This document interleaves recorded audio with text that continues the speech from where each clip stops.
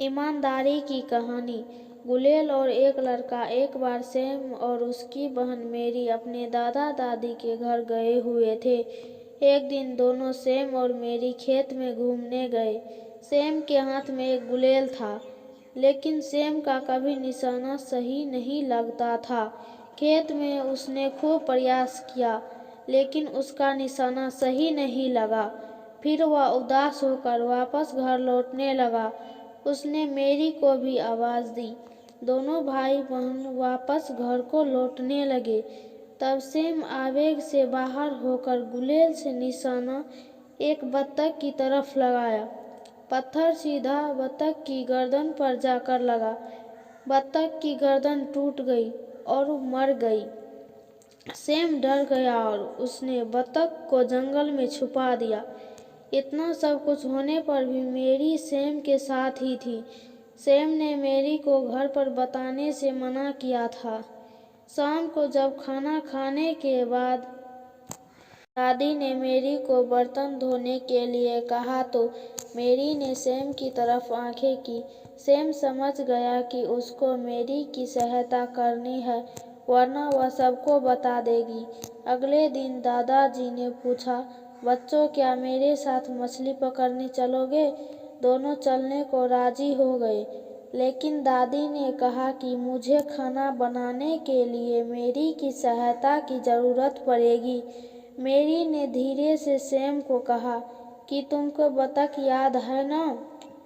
Sam घर पर ही रुक जाता है और मेरी मछली पकड़ने के लिए दादाजी के साथ चली जाती है। सैम ने डरते डरते दादी को सब कुछ बता दिया। दादी घुटनों के बल झुकी और सैम को कहा, बेटा मुझे सब पता है। मैं बस यह देख रही थी कि तुम मेरी के इशारों पर कितने दिन नाचने वाले थे। बहुत समय पहले एक गांव में एक लकड़हारा रहता था। वह अपने काम के प्रति बहुत ईमानदार था। वह अपने परिवार को पालने के लिए रोजाना लकड़ी काटता और गांव में जाकर उनको बेच देता। वह हमेशा इतना कमा लेता जिससे उसके परिवार का खर्चा निकल जाता था। एक दिन नदी के पास एक पेड़ काटते समय उसकी कुल्हाड़ी उसके हाथ से छूटकर नदी में जा गिरी। नदी इतनी गहरी थी कि वह खुद उसे निकालने की सोच भी नहीं सकता था। उसके पास केवल एक ही कुल्हाड़ी थी जो नदी में चली गई थी। वह यह सोचकर बहुत चिंतित हो गया कि अब वह अपनी जीविका कैसे चलाएगा। वह बहुत दुखी हुआ और उसने भगवान से प्रार्थना की। सच्चे मन से प्रार्थना करने के कारण भगवान ने उनकी सुन ली और वहां पर हाजिर हो गए और पूछा, क्या समस्या है मेरे बेटे? लकड़हारे ने समस्या बताई और भगवान से अपनी कुल्हाड़ी वापस लाने का अनुरोध किया। भगवान ने अपनी हाथ नदी में डाला और एक चांदी की कुल्हाड़ी निकाली और पूछा, क्या यह तुम्हारी कुल्हाड़ी है? लकड़हारे ने कुल्हाड़ी की ओर देखा और कहा, नहीं। तो भगवान ने अपना हाथ फिर से गहरे पानी में डाला और एक सोने की कुल्हाड़ी दिखाकर पूछा, क्या यह तुम्हारी कुल्हाड़ी है?